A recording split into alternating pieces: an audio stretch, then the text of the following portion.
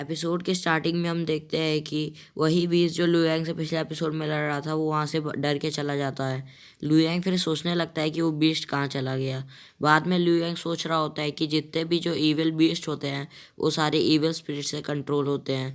अब ये मुझे समझ में नहीं आ रहा कि वो सब मुझसे डर के क्यों भाग जा रहे हैं। बाद में लुयांग कहता है कि पक्का इसके पीछे कुछ दूसरा ही राज होगा। बाद में वो और थोड़ा अंदर जाता है डेविल मिस्ट फॉरेस्ट के अंदर। फिर अब हमारा सीन शिफ्ट होता है सिमी की तरफ, जो सोच रहा होता है कि फैंग क्विंग यू ने मुझे बताया था कि लू उड़ रहा होता है। बाद में लुयेंग कहता है कि पक्का वो स्वॉर्ड किंग लेवल में ही होगा। स्वॉर्ड किंग जो होते हैं वो बहुत लेजेंडरी बंदे होते हैं। बाद में सोच रहा होता है कि ऐसी जगह पे ऐसे लोग कैसे आ सकते हैं। वहाँ पे हमको पता चलता है कि उस बंदे का नाम ली जुई ही होता है। और वो पूछ रहा होता है कि तुम तो अभी बस स्वॉर्ड बेडी रेल में ही हो और तुम ब्लडी वेस्टलैंड के अंदर कैसे आ गए, कितने इंटरेस्टेड हो तुम। बाद में वो बताता है कि लुयेंग से पूछता है कि तुम्हारा नाम क्या है। बाद में वो बताता है कि मेरा नाम लुयेंग है और मेरे पीछे कुछ बंदे पड़, यहाँ से बाहर जाने का रास्ता क्या है। और फिर लीज जो है उससे बताता है कि तुम बिल्कुल सेंटर में हो ब्लडी वेस्टलैंड के। और कहता है कि तुम तो एक ब्लेड मास्टर भी नहीं हो, तब भी तुम सेंटर में कैसे पहुंच गए। बाद में वो सोचने लगता है और लुयांग से पूछता है कि तुम यहाँ से बाहर नहीं निकल सकते। तो लुयांग सोचने लगता है कि ये जगह तो बहुत डेंजरस है, मैं तो बस शॉर्ट बॉडी रेल में ही हूँ। और वो सोचने लगता है।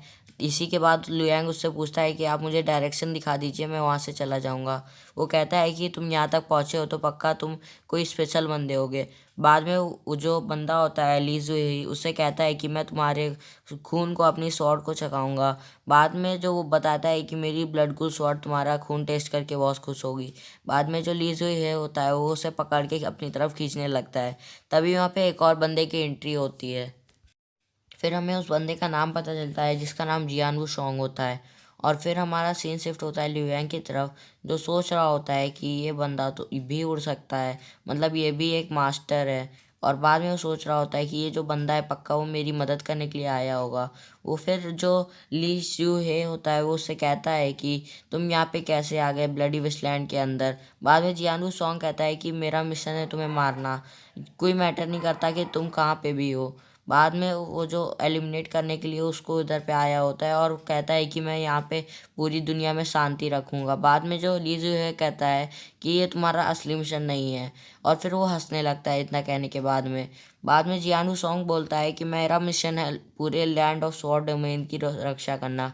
बाद में वो कहता है कि तुम्हारी जो डिसेंडेंट है ब्लड ग्रुप गिर जाता है। और यहाँ पे हमारा एक मास्टर एलम के दो लुयांग कह रहा होता है कि जियानू सॉन्ग मुझे पक्का बचाने आया होगा, इसलिए वो उससे लड़ रहा है। और उसकी शॉर्ट स्किल तो बहुत ज़्यादा पावरफुल है, वो तो मेरे को इतनी जल्दी पीछे ढकेल दिया। बाद में हमें यहाँ पे एक एपिक एपिक बैटल सीन दिखाया जाता है हमें। फिर जो जियानवू सॉन्ग होता है उसके ऊपर शॉर्ट से अटैक करता है और लीजू है अपने आप को प्रोटेक्ट करता है। बाद में जो लीजू है होता है वो अपनी ब्लड गोल स्वॉर्ड का अटैक उसके ऊपर करता है और जियानवू सॉन्ग होता है वो अपनी स्वॉर्ड का अटैक करता है। बाद में दोनों का स्वॉर्ड का टकराता है जिससे बहुत ज़्यादा पावरफुल रेडिएशन फैलती है, जिसकी वजह से जितने भी आसपास के पत्थर होते हैं वो टूट जाते हैं। और जो हमारा हीरो लुयांग होता है वो भी पीछे धकेल जाता है। और वो सोच रहा होता है ये दोनों तो इतने ज़्यादा पावरफुल बंदे हैं, अच्छी बात है कि मैं पहले पीछे हट गया था। बाद में जो दोनों की लड़ाई हो रही होती है फिर आपस में वो लोग बात कर रहे होते हैं। दोनों लोग अपनी स्वॉर्ड निकाल के एक दूसरे पर अटैक करने जा रहे होते हैं। और अब इधर हमको एक अच्छा सा एपिक बैटल सीन दिखाया जाता है। अब मैं आपको क्या एक्सप्लेन करूँ, आप एंजॉय करिए इस बैटल सीन को।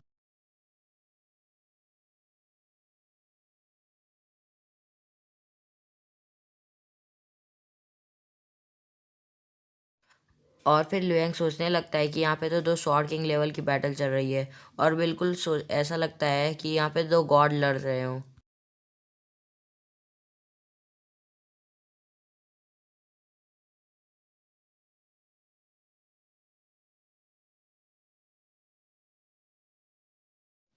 लीज जो है वहाँ से उड़ते हुए जाता है और कहता है जियान वो सॉन्ग से कि तुम अपनी आर्ट मार्शल आर्ट को थोड़ा और अच्छे से प्रैक्टिस करो, जब तुम थोड़े और बड़े हो जाओगे ना तब मुझसे लड़ने आना।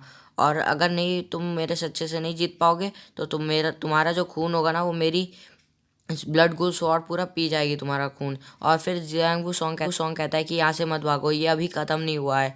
बाद में वो कहता है कि ये दोनों पक्का एक मास्टर स्वॉर्ड्समैन हो और मैं खुद को कंपेयर करूँ तो मैं तो उनके सामने एक चींटी हूँ। और फिर लुयांग सोच रहा होता है कि अगर मैं एक शॉर्ट किंग बन जाऊँ ना तो मैं लुजुए को एक अच्छा सा सबक सिखाऊंगा, वो घटिया इंसान बाद में लुयांग को एक बंदा बुलाता है, वो बंदा सीमिंग होता है और लुयांग सोचने लगता है ये कौन है। और फिर जो लुयांग होता है वो अपनी डिफेंसिव पोजीशन में आ जाता है। फिर जो सीमिंग होता है उससे कहता है कि यहाँ से बाहर निकलते हैं, बाद में हम लोग। सीमिंग कहता है कि भगवान का शुक्रिया कि तुम्हें इस ब्लडी वेस्टलैंड में कुछ भी नहीं हुआ, और यहाँ पे तो इतने सारे डेंजर हैं। बाद में लुयांग कहता है कि तुम्हें मेरा नाम कैसे पता चला।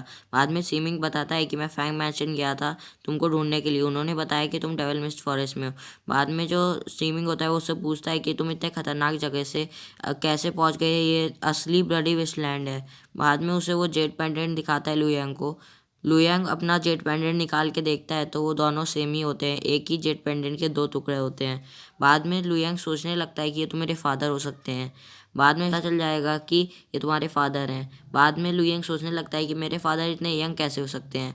बाद में सीमिंग बताता है कि मैं तुम्हारा फादर नहीं हूँ लुयांग, मैं तुम्हारा फादर का सर्वेंट हूँ जो वेस्ट डोमेन के पैट्रियार्क हैं, और उनका नाम रूशन टोंग है। और उन्होंने ही मुझे कहा था कि ये जेट पेंडेंट तुम्हें दिखाने के लिए और तुम्हारी मदर और तुम्हें वहाँ पे वापस ले आने के लिए वेस्ट डोमेन में। और फिर वो बताता है कि लू शैन टोंग वो तुम्हारे फादर हैं असली वाले, और उन्होंने स्वॉर्ड आर्ट रिल्म को 60 साल से पहले ही उन्हें कंप्लीट कर लिया था। और बताता है कि वो एक ब्लेड मास्टर हैं, और वो उन्होंने कहा है कि फैंक्विंग जी को और तुम्हें वापस लाना है अपने घर पे। बाद में स्ट्रीमिंग बताता है कि तुम्हारे को ढूंढने के लिए मैं वहाँ पे वापस गया था, वहाँ पे मेंशन में फैंग फैमिली के। बाद में जो लुयांग कहता है कि फैंग फैमिली के मेंशन में तुम गए थे। बाद में शिमिंग बताता है कि मुझे जानकर दुख हुआ कि तुम्हारी जो मदर है उनकी डेथ हो चुकी है। बाद में जो शिमिंग होता है वो उससे कहता है कि तुम मेरे साथ अपने घर चलो। बाद में जो लुयांग होता है वो कहता है कि मैं अगर तुम्हारे साथ नहीं जाऊंगा तो तुम मुझे ज़बरदस्ती ले जाओगे। बाद में सीमिंग बताता है कि तुम ऐसा क्यों करोगे, वो तो तुम्हारा घर है ना। बाद में वो बताता है कि मेरे फादर पहले क्यों नहीं आए, अब क्यों आ रहे हैं वो मुझे ढूंढने के लिए। बाद में वो बताता है शिमिंग की उनकी कोई प्रॉब्लम होगी, वो मुझे नहीं पता पूरे डिटेल में। बाद में शिमिंग कहता है कि तुम मेरे साथ घर चलो, बाद में अपने फादर से ही आमने सामने बात कर लेना। फिर लुयांग होता है वो कहता है ठीक है, मेरे को बस एक काम है फैंग फैमिली में, मैं वो करके तुम्हारे साथ चलूँगा। बाद में शिमिंग बोलता है कि कौन सा काम। फिर लुयांग बताता है कि पहला जो फैंग क्विंग होंग है जो उसने पैट्रिया की पोजीशन चुराई थी वो मेरे चाचा से।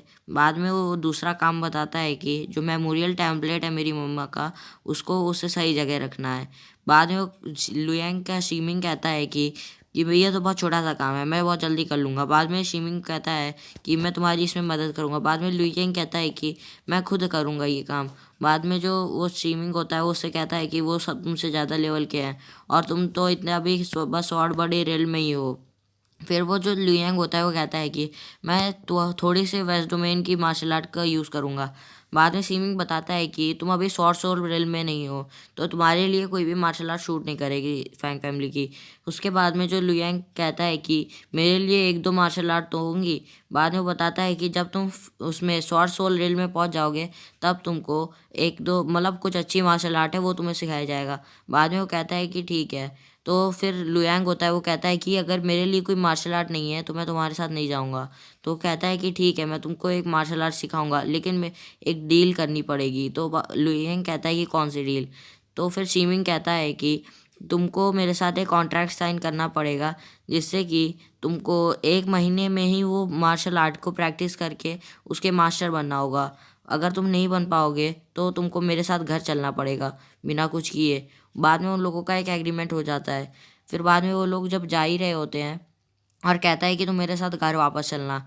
फिर बाद में वो सब जब वहाँ से निकल रहे होते हैं 1 मंथ में, बाद में लुयांग कहता है 1 मंथ में कैसे हो सकता है। बाद में वो कहता है ठीक है, ये डील कंफर्म है। जब वो लोग अब जा रहे होते हैं डेविल मिस्ट फॉरेस्ट से निकल रहे होते हैं तब वो लोग आपस में ही बात कर रहे होते हैं कि तुम इतनी अंदर कैसे चले गए थे। सीमिंग लुयांग से पूछता है यहाँ पे तो बहुत सारे इविल स्पिरिट है, क्या तुमने उन सबको मारा है। बाद में जो लुयांग होता है वो थोड़ा कंफ्यूज हो जाता है और उससे बताता है कि मेरे सामने कोई भी डेविल मिस्ट फॉरेस्ट का कोई इविल स्पिरिट आया ही नहीं। बाद में जो सीमिंग होता है वो वहीं पे रुक जाता है और कहता है कि ऐसा ऐसा कैसे हो सकता है, तुमसे कोई डेविल मिस्ट फॉरेस्ट का इविल स्पिरिट लड़ा ही नहीं, ऐसा हो ही नहीं सकता। बाद में वो कहता है अब क्या कर सकते हैं। लुयांग कहता है मुझे तो पता ही नहीं है। बाद में सीमिंग उसके चारों तरफ घूम के कहता है कि बहुत स्ट्रेंज है, तुमसे तो कोई लड़ ही नहीं रहा। बाद में वहाँ पे एक बीस्ट आ जाता है। बाद में वो लुयांग को देख के वहाँ से डर जाता है और बाद में सीमिंग सोचने लगता है कि ऐसा कैसे हो सकता है। वो तो मुझसे नहीं डरा वो, और फिर ये तो सिर्फ इतने कम लेवल में है। और बाद में स्ट्रीमिंग कहता है कि इनक्रेडिबल, पक्का तुम्हारे खून में कुछ प्रॉब्लम है।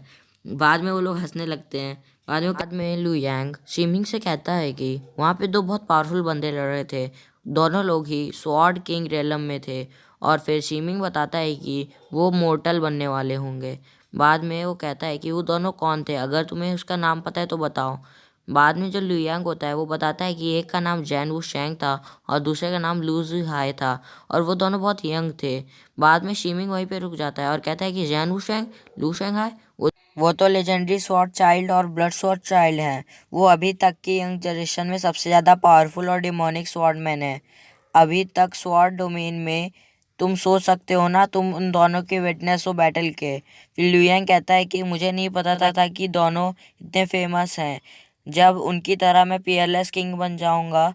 अगर मैं वू शेंग ने नहीं बचाया होता तो मैं उस हरामी लीजू के हाथों मैं मर जाता।